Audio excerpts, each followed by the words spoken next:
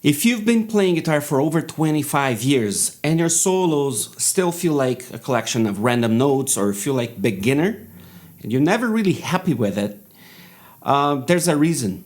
Okay, you don't need more notes, you don't need more techniques, you need a system to create solos. And I created a system called the Real Ready Solo Challenge. Okay, and today I'm gonna break it down for you, the 7 steps that I use with my students to take them from random solos and noodling to musical in 1 week.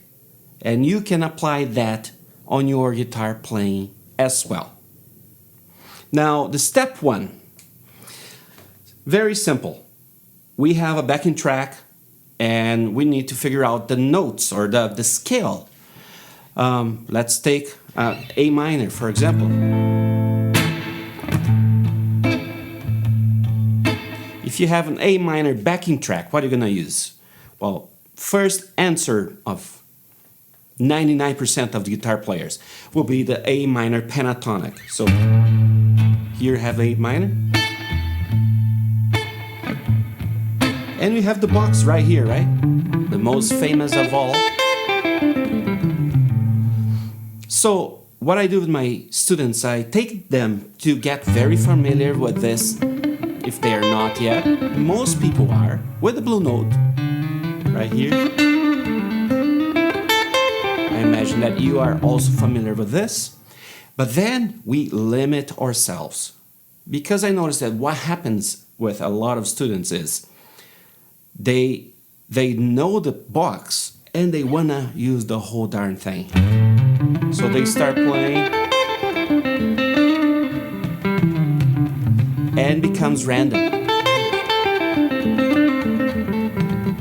So we need to break that habit of just playing the scales. It's not the scale that will make your solo, okay? But it's what you do with it. So first thing on the first day, remember this is a 7-day step. First day we limit ourselves, and I encourage them to limit to D and G strings. This little box. We can have a career just in these 4 notes, okay? People have done it, and you can do so as well. So if we control these 4 notes, we can create something nice with 4 notes. The odds are that we are going to be able to create with the rest as well, right? So, and then we just get familiar with these notes here, landing on specific notes and seeing how that feels like, and so on, right? Just create something musical just with these 4 notes. So limiting, determine the shape, limit yourself within that shape. Day 2, we learn about the sweet notes. I call the sweet notes because they are chord tones. They are notes that match with the chord in the background. The notes of the scale, usually this is going to be the first one you're going to notice, that is the A.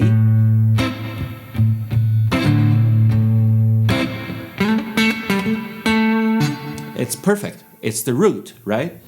And then here we have the 7th, and you're going to see that it's not that sweet because it doesn't match perfectly. It's like more like a dissonant sound.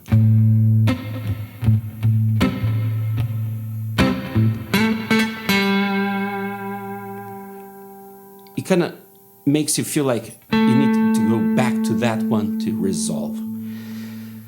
The second note is the 3rd, which is on finger 1 on the G string on the pentatonic here.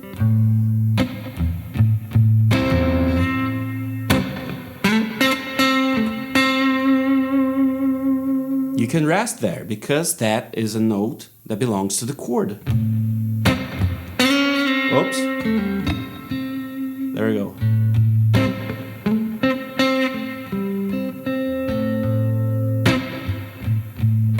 Not as sweet as the root, of course. This note here is the 4th. Like the 7th, it doesn't belong to the chord. Take a look.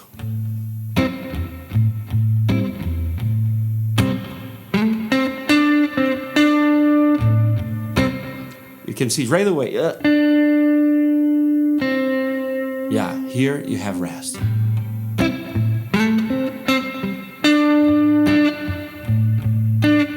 Right? It doesn't really feel home. So we work around that. Day 2 is just about creating sentences, phrases that will land on the sweet notes. And make that a habit, because when you land on the sweet notes, the phrases, doesn't matter what you do before, will sound complete, finished. Okay? So that's a very, very important step. Step 3, it's about phrasing moves. We a lot of times just think of playing and don't think about how we are playing. Phrasing techniques, or expression techniques, I like to call them.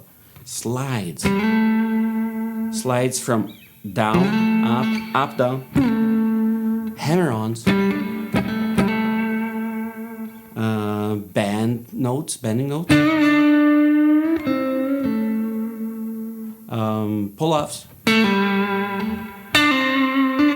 And so on. So we create, all about create movement on our playing. Dynamics, another one. Soft dynamics? Or something more aggressive. Right?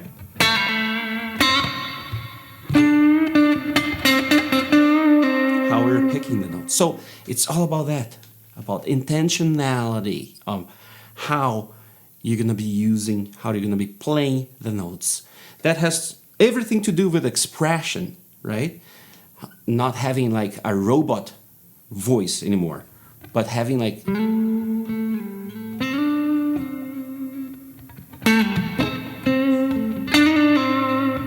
You can hear that, right?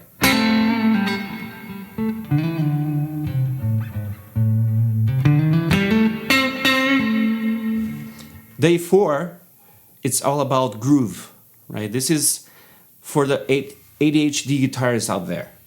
We need to talk about this. On day 4, we dive into playing with the silence.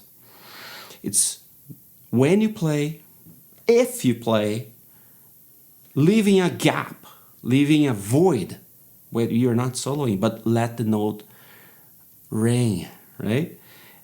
And it's about finding the beat. Sometimes you can create like playing on the beat.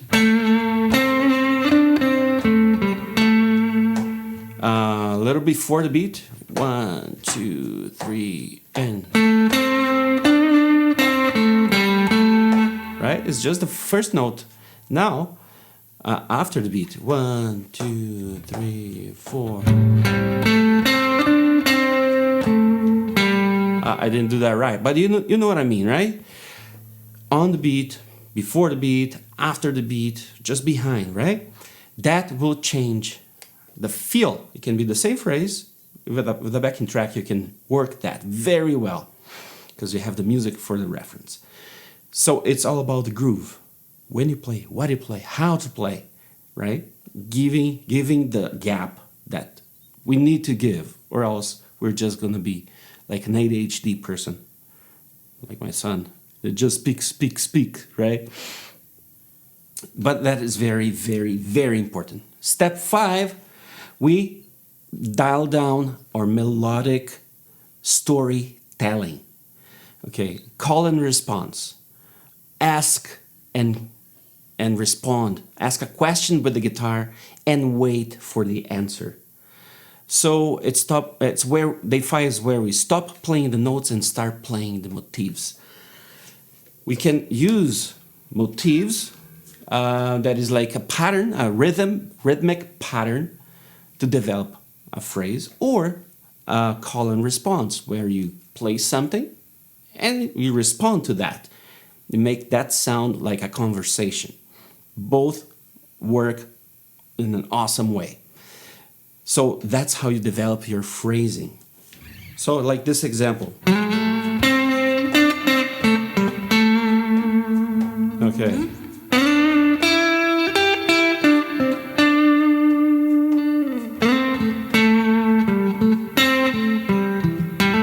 See that I'm doing the same rhythmic pattern. Ta ta ta ta ta ta ta. Very simple. Ta ta ta ta ta ta ta. And I'm changing when I'm playing that on the scale. I'll do it again. Then I can do it again. Same rhythm. So that's the motif. You can develop that endlessly, right? It's very, very cool when you get the hang of it. Color response is a little different. You do something like.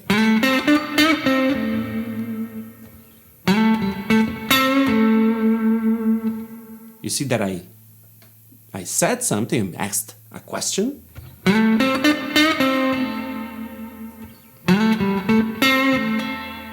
And then I answered. A little bit similar rhythm, but it doesn't have to be.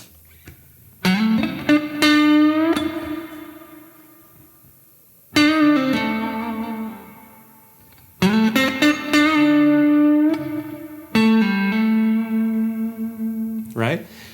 So you see, I'm asking a question and answering. Day 5, develop the phrasing. It's very, very fun. Day 6, you build a complete solo. Blueprint. You start, okay, 12 bars and 3 different phrases. You establish phrase 1 for the first 4 bars, and then phrase 2 for the other 4 bars, and phrase 3 to wrap up the 12-bar blues. So you have the blueprint, you know where you're going, you know how you're going to be playing. We establish that. On day 7 is where you polish that. You make sure you're using techniques. We make sure that you're doing good transitionings.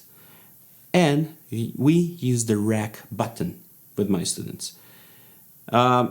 Some of them are tech enough to use a computer and record that. Others are just using their phones in the most simple way. But the rec button is one of the best teachers in the world, okay? If you don't record yourself, you can't hear the mistakes that you are making in real time.